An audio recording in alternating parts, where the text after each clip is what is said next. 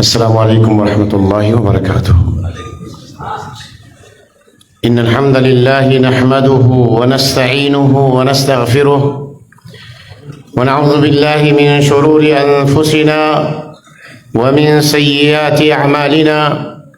من يهده الله فلا مضل له ومن يضلل فلا هادي له. وأشهد أن لا إله إلا الله وحده لا شريك له وأشهد أن محمدًا عبده ورسوله. يا أيها الذين آمنوا اتقوا الله حق تقاته ولا تموتن إلا وأنتم مسلمون. يا أيها الناس اتقوا ربكم الذي خلقكم من نفس واحدة وخلق منها زوجها وبث منهما رجالا كثيرا ونساء واتقوا الله الذي تساءلون به والأرحام إن الله كان عليكم رقيبا.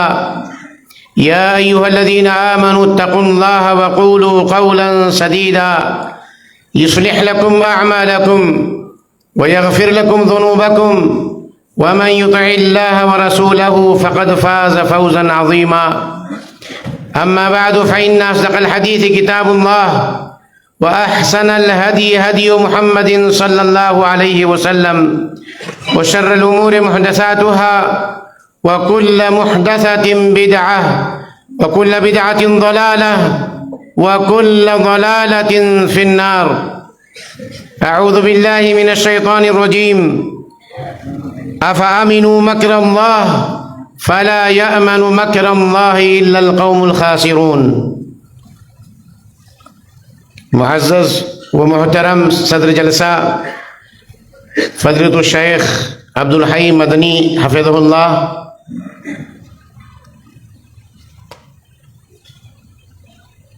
عالم اسلام اور علمی دنیا کی مشہور شخصیت فضیلۃ الشیخ الدکتور وسیع اللہ عباس حفظہ اللہ، معزز علماء کرام، دینی ملی بھائیوں، بزرگوں، نوجوان ساتھیوں، عزیز بچوں، آج کے اس پروگرام میں جس موضوع کے تحت مجھے لب کشائی کرنی ہے یا دین کی چند باتیں آپ کے سامنے رکھنی ہے، وہ یہ ہے کہ انسانی زندگی پر گناہوں کے اثرات کیا ہیں۔ آج جب ہم سماج پہ نظر دوڑاتے ہیں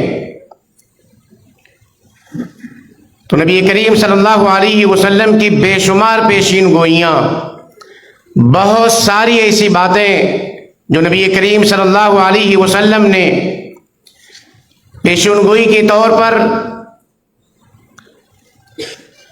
اپنی امت کو بیان کیا تھا، بتایا تھا، آج وہ ساری باتیں یا یہ کہہ دیں کہ ان میں سے اکثر باتیں ہمارے سماج میں پائی جاتی ہیں۔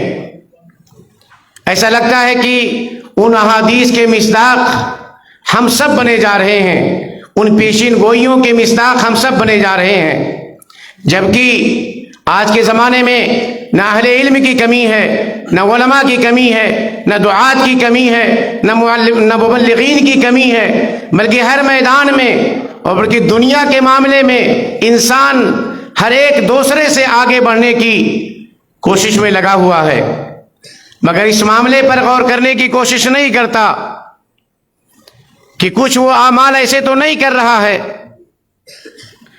کوئی اس کی غلطیاں ایسی تو نہیں ہو رہی ہیں، یا کوئی ایسے اعمال تو نہیں کر رہا ہے کہ جس سے وہ اپنے آپ کو دین اسلام سے دور کرتا جا رہا ہے، نبی کریم صلی اللہ علیہ وسلم کی تعلیمات سے دور کرتا جا رہا ہے، اپنے آپ کو ہلاکتوں کے قریب تو نہیں کرتا جا رہا ہے، سابقہ امتوں کے ہلاکتوں کے جو اسباب تھے کہیں ایسا تو نہیں کہ ان اسباب سے خود کو وہ دوچار کرتے چلا جا رہا ہے، جس کی بنیاد پر بہت سارے ایسے مشاکل، بہت ساری ایسی پریشانیاں، بہت ساری ایسی چیزیں ہمارے سماج میں آج جنم لے چکی ہیں، اور بہت ساری پریشانیوں سے، بہت سارے آلام و مصائب سے، بہت ساری آزمائشوں سے ہم دوچار کیے جا رہے ہیں۔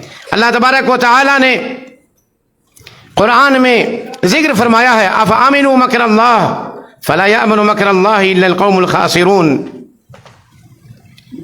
کہ کیا ہو گیا ہے کہ لوگ اللہ تبارک و تعالیٰ کی گرفت سے مامون ہو چکے ہیں۔ لوگوں میں اس قدر امان ہے، گناہ کرنے کے بعد یہ احساس ہی باقی نہیں ہے، گناہ کرنے کے بعد ان کے اندر یہ خوف ہی باقی نہیں رہ گیا ہے کہ وہ لوگ اللہ تبارک و تعالیٰ کی حرمتوں کو تار تار کر رہے ہیں، اللہ رب العالمین کے دین سے یا اللہ رب العالمین کے حرام کردہ چیزوں کو وہ ہر دن، صبح و شام، رات اور دن کے ہر گھڑی میں کرتے چلے جا رہے ہیں، اور نہ احساس ندامت ہے، نہ گناہ کرنے کے بعد اس پر شرمندگی کا کوئی احساس ہے ان کے اندر۔ اللہ تبارک و تعالیٰ کہتا ہے کہ کیا لوگ مامون ہو چکے ہیں اس بات سے، افامنوا مکر اللہ، کیا لوگ اللہ تبارک و تعالیٰ کی گرفت سے، اس کی پکڑ سے، اس کے عذاب سے مامون ہو چکے ہیں، اس کے عذاب سے ڈرنا بند کر دیے ہیں؟ اس کے عذاب سے ڈرنا تو دور کی بات، اس کے بارے میں سوچنا لوگ بند کر دیے ہیں۔ فلا یامن مکر اللہ الا القوم الخاسرون، اللہ تبارک و تعالیٰ کے عذاب سے، اس کی گرفت سے وہی قومیں مامون ہوا کرتی ہیں۔ اللہ تبارک و تعالیٰ کے عذاب سے وہی لوگ مامون ہوتے ہیں جن لوگوں نے گھاٹے کا سودا کر لیا ہے، جن لوگوں نے خسارے کا سودا کیا ہے، جو لوگ اللہ تبارک و تعالیٰ کے انعام و اکرام سے اپنے آپ کو دور کر چکے ہیں، جن لوگوں نے گھاٹے کا سودا کر لیا ہے، وہی لوگ اللہ تبارک و تعالیٰ کے عذاب سے مامون ہوا کرتے ہیں۔ میرے بھائیوں، اگر ہم اس بات پہ نظر ڈالیں، اپنے سماج پہ نظر ڈالیں کہ کون سا ایسا جرم نہیں، کون سی ایسی خطا نہیں، کون سا ایسا گناہ ہمارے سماج میں نہیں پایا جا رہا ہے، مگر اس کے عواقب سے، اس کے انجام سے، ان گناہوں کے اثرات سے ہم بالکل نابلد ہوتے چلے جا رہے ہیں، اس کا احساس ہمارے اندر سے ختم ہوتا چلا جا رہا ہے۔ ہم نے کیا نہیں سوچا؟ ہم نے کبھی غور کیا؟ آدم علیہ السلام کو اللہ تبارک و تعالیٰ نے جنت میں جگہ دی، اللہ تبارک و تعالیٰ نے آدم علیہ السلام کو وہ اعزاز عطا فرمایا، اپنے ہاتھوں سے اللہ تبارک و تعالیٰ نے آدم علیہ السلام کو پیدا کیا، جنت میں رکھا، جنت کی نعمتوں سے بہراور کیا۔ وہ کیا چیز تھی؟ وہ کون سی خطا تھی؟ کیا ایسا ہوا ان کی زندگی میں کہ اللہ تبارک و تعالیٰ نے ان کو جنت سے نکال کر کے دنیا میں اور دنیا کے عالم و مسائل میں بھیج دیا؟ کیا وہ چیز تھی؟ کون سا وہ کام انہوں نے کر لیا تھا؟ کیا وہ ایک چوک نہیں تھی؟ کیا وہ ایک غلطی نہیں تھی؟ اس ایک غلطی کی پاداش میں، اس ایک غلطی کی وجہ سے آدم علیہ السلام نے کوئی ہزاروں غلطیاں، ہزاروں خامیاں نہیں پائی جا رہی تھیں، یا ہزاروں کوتاہیاں نہیں پائی جا رہی تھیں، آدم علیہ السلام سے بہت ساری خطائیں نہیں ہوئی تھیں، ایک چوک کی وجہ سے اللہ تبارک و تعالیٰ نے آدم علیہ السلام اور ان کی بیوی حوا علیہ السلام کو شیطان کے بہکاوے میں آ کر کے، شیطان آ کر کے قسمیں کھا کر کے کہتا ہے کہ میں آپ کا بڑا نصیحت مند ہوں، ناصح بن کر کے شیطان آپ کے بھی راستے میں ناصح بن کر کے آئے گا، آپ کے ایمان کا سودا کرنے کے لیے شیطان آپ کے سامنے دشمن بن کر کے نہیں، بلکہ ناصح بن کر کے، نصیحت کرنے والا بن کر کے، ایک مبلغ اور داعی بن کر کے آئے گا، دین کی باتیں آپ کے کانوں تک اتارنے کا بہانہ بن کر کے آئے گا، اور نتیجہ یہ ہوگا کہ آپ اللہ تبارک و تعالیٰ کی نافرمانی کر بیٹھیں گے، ہم سے اللہ تبارک و تعالیٰ کی نافرمانی ہو جائے گی اور احساس بھی نہیں ہوگا۔ آدم علیہ السلام اس کے بہکاوے میں آ کر کے، حوا علیہ السلام اس کے بہکاوے میں آ کر کے اللہ تبارک و تعالیٰ کے حکم کی رکردانی کر بیٹھتے ہیں۔ ایک خطا ہوتی ہے، اللہ تبارک و تعالیٰ نے حکم دے دیا کہ جاؤ اب زمین پہ اترو، سب سے پہلا کام جنت کے لباس اللہ تبارک و تعالیٰ نے اتروا لیے۔ گناہ کے اثرات یہ ہیں میرے بھائیوں، گناہ کے اثرات یہ ہیں کہ ایک جنتی شخص سے اس کے لباس کو اتروا دیا جاتا ہے۔ जन्नत में मौजूद हैं, जन्नत की नेमतों से बहरावर हैं, जन्नत की नेमतों में पल बढ़ रहे हैं। एक चूक हुई, अल्लाह तबारक व तआला ने उस चूक ही पर आदम अलैहिस्सलाम की गिरफ्त कर ली। मगर आदम अलैहिस्सलाम अल्लाह तबारक व तआला के सामने और हव्वा अलैहिस्सलाम मियाँ बीवी दोनों अल्लाह तबारक व तआला के सामने सरेंडर कर गए और अल्लाह तबारक व तआला से उस खता की माफ़ी चाहने का सलीका सीखा। फतलक़्क़ा आदम मिन रब्बिही कलिमात फताब अलैहि इन्नहु हुवत तव्वाबुर रहीम। क़ाला रब्बना ज़लमना अनफुसना व इन लम तग़फ़िर लना व तरहमना लनकूनन्ना मिनल ख़ासिरीन। अल्लाह तबारक व तआला के सामने सरेंडर करते हैं, हाज़िरी दे करके क्या कहते हैं? फतलक़्क़ा आदम मिन रब्बिही कलिमात, अल्लाह तुझसे माफ़ी कैसे तलब की जाए? अल्लाह ये चूक तो हो गई है, अल्लाह हम सब ये खता तो हो गई है, जिस दरख्त के करीब जाने से मौला तूने रोका था, अब तो उसका इर्तिकाब हो गया है, मगर अब इस खता की तलाफी कैसे की जा सके? उस गलती की तलाफी कैसे हो सके? अल्लाह वो सलीका सिखा दे, वो ढंग सिखा दे, वो हुनर बतला दे। अल्लाह तेरी रज़ा कैसे पा सकेंगे हम? फतलक़्क़ा आदम मिन रब्बिही कलिमात, अल्लाह तबारक व तआला ने तौबा के कलिमात आदम अलैहिस्सलाम को सिखलाए। आदम अलैहिस्सलाम और उनकी बीवी हव्वा ने वो कलिमात सीखे और उससे अल्लाह रब्बुल आलमीन के सामने हाजिर होकर के क्या कहा? क़ाला रब्बना ज़लमना अनफुसना व इन लम तग़फ़िर लना व तरहमना लनकूनन्ना मिनल ख़ासिरीन।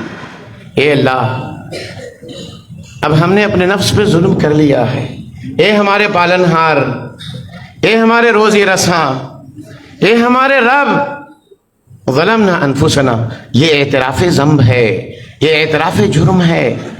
अगर किसी से खता हो, अल्लाह तबारक व तआला के सामने वो हाजिर हो करके और अपनी खताओं पे नादिम हो जाए और अल्लाह तबारक व तआला से माफ़ी तलब करने के लिए हाजिर हो जाए, सरेंडर करे। इंसान है, हम सब इब्ने आदम हैं, आदम अलैहिस्सलाम की ज़ुर्रियत में से हम हैं, इसलिए जब उस पहले शख्स से ये चूक हुई तो हम सब से भी ये चूक होगी।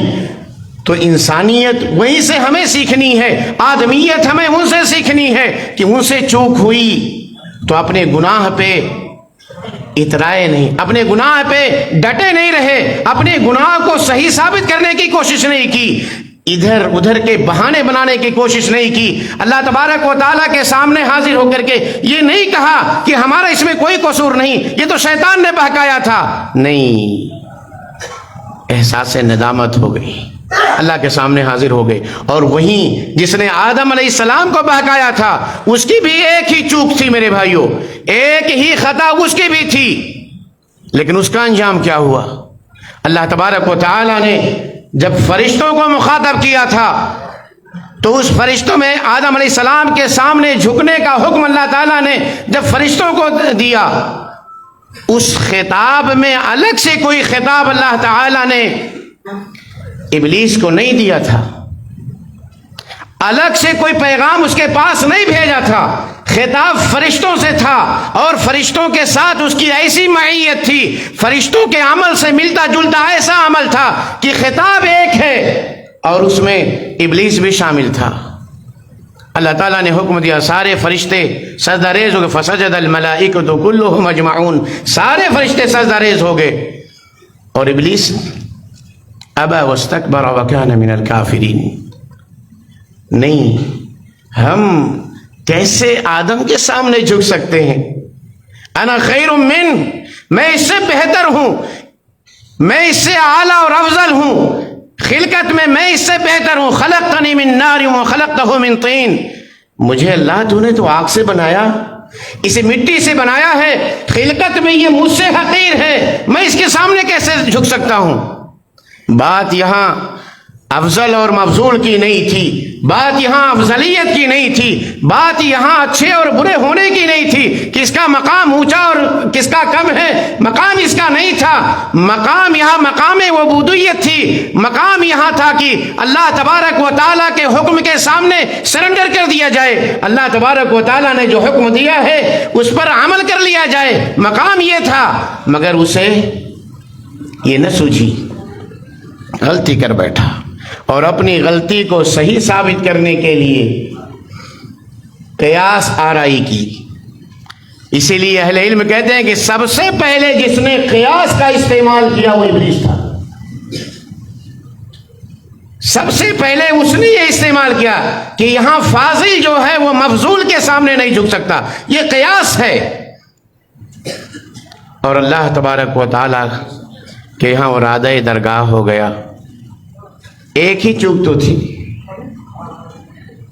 کوئی ہزاروں غلطیاں نہیں، سجدے ہزاروں ہیں اس کے، تسبیح و تحلیل میں فرشتوں کا ساتھی ہے، مگر غلطی ہوئی اور اپنے غلطی پہ ڈٹ گیا، اپنے غلطی کو صحیح ثابت کرنے کی کوشش. یہی ہے امان کہ انسان اللہ کی گرفت سے مامون ہو جائے. اس لیے اللہ کے بندوں، اللہ کے جو بندے ہیں وہ اللہ رب العالمین کی گرفت سے مامون نہیں ہوتے.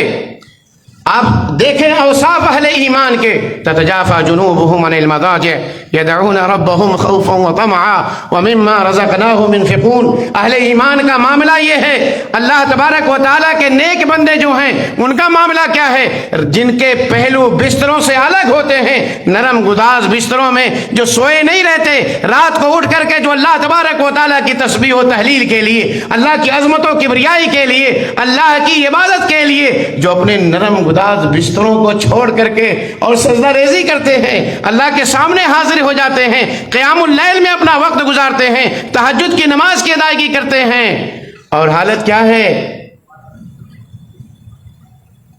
تتجافى جنوبهم عن المضاجع يدعون ربهم خوفا وطمعا. اس لیے اہل ایمان کا معاملہ یہ ہونا چاہیے، رب کے ماننے والوں کا معاملہ یہ ہونا چاہیے کہ وہ خوف و رجا کے درمیان زندگی گزاریں، اللہ رب العالمین کی گرفت کا خوف ہو، اور دوسری طرف اللہ تبارک و تعالیٰ کی رحمت سے مایوس بھی نہ ہو. ہمارے یہاں اللہ تبارک و تعالیٰ کی رحمت کے معاملے میں ہم زیادہ کچھ ہو گئے ہیں، اور اللہ تبارک و تعالیٰ کی گرفت کا جہاں مسئلہ ہے اس سے معمون ہو گئے. اور جہاں یہ مسئلہ ہو جائے، یہ توازن برقرار نہ رہ سکے کہ خوف و رجا دونوں طرف برابر ہونا چاہیے.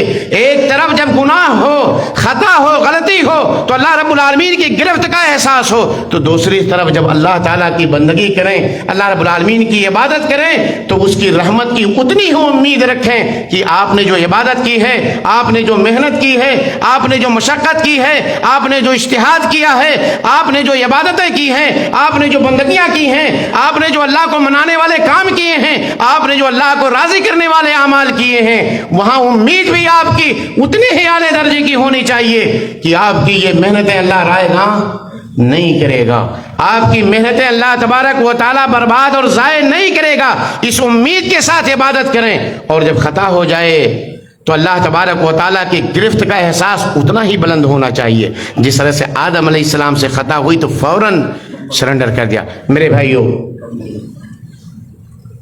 اس لیے آپ سب سے گزارش یہ ہے کہ اس موقع پر، اس مناسبت سے جو میں آپ کو پیغام پہنچانا چاہتا ہوں یہ ہے کہ یہ خوف و رجا کا جو معاملہ ہے، اللہ تبارک و تعالیٰ کے سامنے عبادت کرتے وقت اس کی رحمتوں کی امید کا، اور گناہ کے وقت اس کے عذاب اور اس کی گرفت سے پکڑنے کے احساس کا جو معاملہ ہے، اس کا توازن برقرار رکھیں.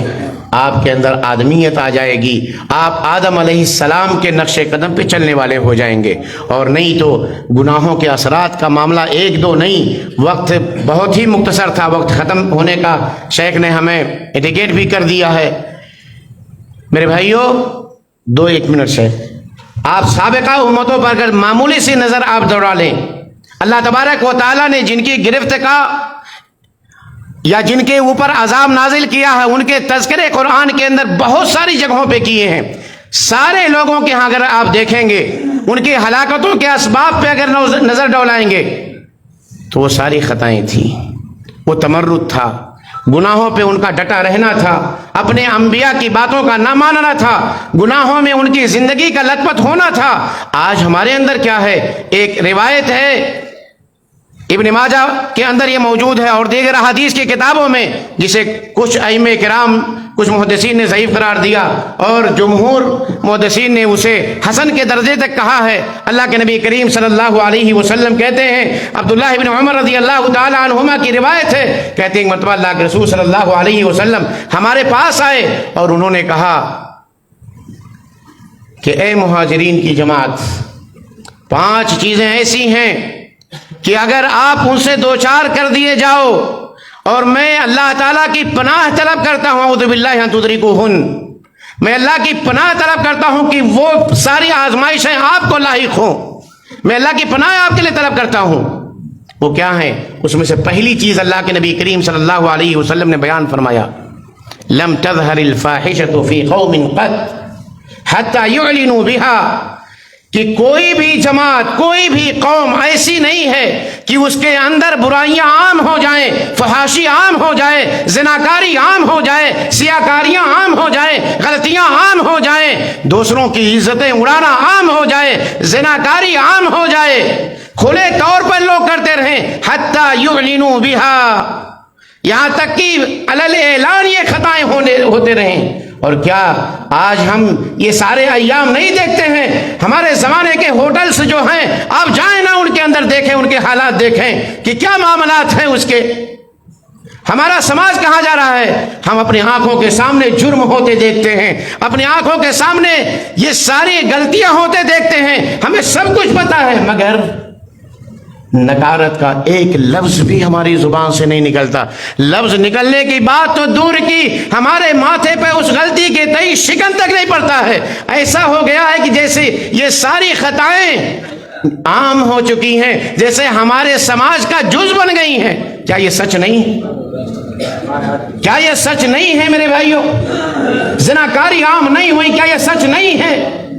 میرے بھائیو، ہم مامون ہو گئے اللہ کی گرفت سے۔ اللہ کے نبی کریم صلی اللہ علیہ وسلم فرماتے ہیں اگر اس طرح کی یہ فحاشی عام ہو جائے تو اللہ تبارک و تعالی ان کے اندر، اللہ تبارک و تعالی ایسی قوم میں، جس قوم میں فحاشی عام ہو جائے، جس قوم میں زناکاری عام ہو جائے اور لوگ خاموشی اختیار کیے رہیں، اس پر حرف نکیر نہ آئے، لوگوں کے ماتھے پر شکن تک بھی نہ ہو، لوگ اسے برا سمجھنا چھوڑ دیں، لوگوں کے آنکھوں کے سامنے جرم ہو، لوگوں کے آنکھوں کے سامنے دروازے بند ہو گناہ کے لیے، اور لوگوں کے اندر خاموشی چھا جائے، لوگوں کا احساس اس قدر ختم ہو جائے۔ اللہ کے نبی نے فرمایا ایسی قوموں میں اللہ طاعون کی بیماری بھیجتا ہے اور ایسے امراض بھیجتا، والاوجاع التي لم تکن فی اسلافہم الذین مضوا، ایسی بیماریاں اللہ تبارک و تعالیٰ ان میں بھیجتا ہے جن کے نام ان کے آبا و اجداد نے کبھی سنے نہیں تھے۔ میرے بھائیو، یہ کورونا گزرا، سنا تھا کبھی؟ نہیں سنا تھا، ساری دنیا تباہ کیا تھا اس نے۔ تو گناہ سے معمون ہونے کا معاملہ یہ ہے میرے بھائیو کہ ہمارے سامنے بہت ساری خطائیں ہوتی ہیں اور ہم سب خاموشی اختیار کیے بیٹھے رہتے ہیں۔ نہیں میرے بھائیو، گناہ سے اس قدر معمون ہونے کی اس قدر اگر ہم معمون ہوئے تو ہماری ہلاکتیں طے ہیں، اور بہت ساری چیزیں ہمارے یہاں اللہ تعالیٰ بھیجے گا، ان گناہوں کے اثرات ایسا بھیجے گا۔ آخری لفظ کہہ کر کے اپنی بات ختم کرتا ہوں کہ اسی گناہ نے، ایک خطا نے صحابہ کرام کی، نبی کریم صلی اللہ علیہ وسلم کے چہرے کو بھی زخمی بنا دیا تھا۔ آپ صلی اللہ علیہ وسلم کے دندان مبارک غزوہ احد میں شہید ہوئے تھے، تو ان صحابہ کرام سے ہزاروں خطائیں نہیں تھیں، ایک چوک تھی کہ اللہ کے رسول نے جبل رمات پہ 50 صحابہ جن کو بٹھایا تھا، ان کو ایک ہی نصیحت کی تھی رسول اللہ صلی اللہ علیہ وسلم نے کہ اے میرے صحابہ، اے میرے صحابہ، اگر آپ لوگ یہ دیکھ لینا کہ ہماری لاشیں چیل کوے کھانے لگے ہیں تب بھی یہ جگہ نہیں چھوڑنا، اور ہم اگر جنگ جیت جائیں تب بھی نہیں چھوڑنا۔ جنگ مسلمانوں کے ہاتھوں میں تھی، اور حالت یہ ہوئی کہ میرے بھائیوں، اللہ کے رسول صلی اللہ علیہ وسلم کے کچھ صحابہ اپنے امیر کی بات اور نبی صلی اللہ علیہ وسلم کی بات مان کے رکے نہیں، نیچے اتر گئے، اور اس کا نتیجہ یہ ہوا، اس خطا کا اثر یہ ہوا کہ اللہ کے رسول صلی اللہ علیہ وسلم کو دندان مبارک شہید کرنے پڑے۔ اللہ کے رسول صلی اللہ علیہ وسلم کا دندان مبارک شہید ہو گیا، اور آپ صلی اللہ علیہ وسلم کا چہرہ زخمی ہو گیا۔ اللہ کے رسول صلی اللہ علیہ وسلم نے کہا کہ وہ قوم کیسے کامیاب ہوگی جو اپنے نبی کے چہرے کو بھی خون آلود کر دی ہو۔ میرے بھائیوں، اس لیے ضرورت اس بات کی ہے کہ آپ اپنے سماج کو سدھارنے کی ہر ممکن کوشش کریں۔ بہت ساری ایسی باتیں ہیں، وقت نہیں ہے کہ ان کا ذکر کیا جائے۔ وہ ساری خرابیاں جو ہمارے سماج میں ہیں، ہم سب مل کر کے ایک دوسرے کے ساتھ ہاتھ میں ہاتھ ڈال کر کے اور اپنے بھائی کو ان خطاؤں سے، ایک دوسرے کو ان غلطیوں سے بچانے کی ہر ممکن کوشش کریں۔ اللہ رب العالمین سے دعا ہے کہ یہ بار الہ جو باتیں ہم نے کہی ہیں اس پر مجھے اور تمام سننے والوں کو عمل کی توفیق عطا فرما دے۔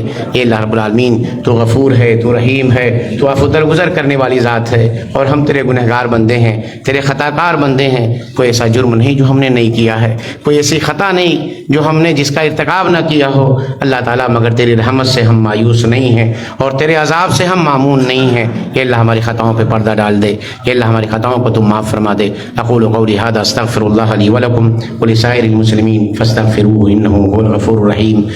سبحان ربک رب العزۃ عما یصفون وسلام علی المرسلین والحمد للہ رب العالمین۔ السلام علیکم ورحمۃ اللہ وبرکاتہ۔